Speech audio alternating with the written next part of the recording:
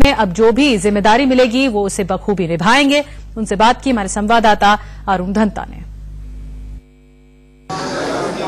हमारे साथ शिवराज सिंह है इस समय, जिन्होंने अभी भारतीय जनता पार्टी को ज्वाइन किया। ये सीधे उनसे बात करते हैं। शिवराज जी, सबसे पहले तो आपको बहुत मुबारकबाद।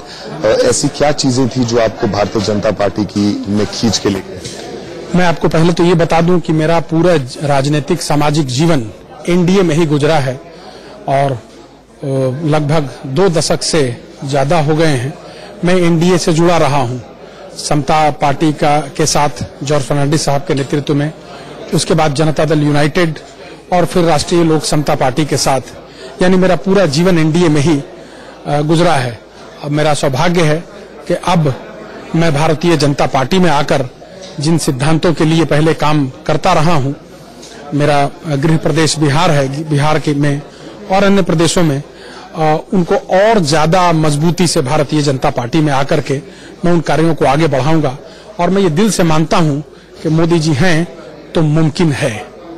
किस तरह का आप जो है वो पार्टी में अपना रोल देखते हैं? बिहार की राजनीति में आप लंबे समय से सक्रिय रहे हैं, किस तरह से आप देखते हैं अपने रोल को और कितना आप मानते हैं कि बिहार में आपका क्रूशल रोल होगा या कहीं और जगह? देखिए, जहां तक मैं एक सिपाही के रूप में, एक साधारण वर्कर के रूप में काम करता रहा हूं, अभी भी करूंगा। मेरा रोल क्या होगा, कहां मेरी उपयोगिता हो सकती है, ये पार्टी के नेतृत्व के ऊपर है। एक आखिरी सवाल सर, बिहार में कितनी बड़ी आप चुनौती समझते हैं जो ये सब गठबंधन हुआ है, महागठबंधन हुआ है, कितनी चुनौती अब आप बीजेपी में आ गए हैं, बीजेपी और जेडीयू के लिए आप वहां पर मानते हैं?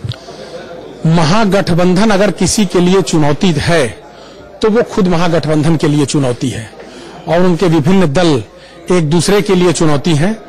एनडीए के लिए पिछले चुनाव में भी कोई चुनौती नहीं थे वो, अब भी वो कोई चुनौती नहीं है और मुझे लगता है कि प्रचंड सफलता हमें बिहार में मिलने वाली है और पूरे देश में भी मैं यही स्वरूप देखता हूं। और इसी के साथ रुकना होगा एक छोटे से ब्रेक के लिए, लेकिन आप देखते रहिए इंडिया न्यूज, जहां खबरों का सिलसिला लगातार चलता रहेगा। जो हमारे चतरा के बीच, हमारे माहौल के बीच वो रह चुका हो और हमारे बारे में दुख सुख में वो सहायता करता हो। कुछ नहीं चाहिए हमको, खाली मोदी चाहिए और बाकी विकास सब हो जाएगा।